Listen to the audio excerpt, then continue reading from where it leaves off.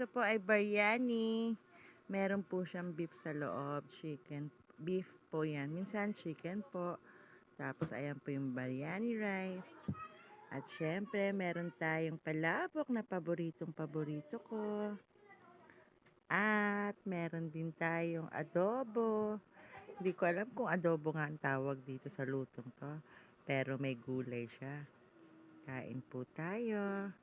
Pero syempre, ang pinaka-favorite ko dito ay ito.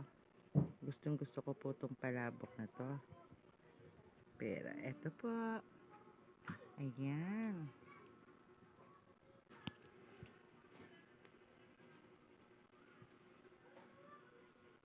Ayan may beef siya sa loob. Hinalo na po namin yung beef. Andyan lang siya sa loob, kaya dyan mo lang siya makikita.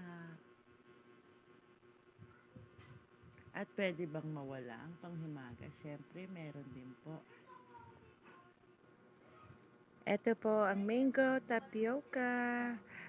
Pagtapos mong kumain, ito yung masarap na himagas. Kain po tayo.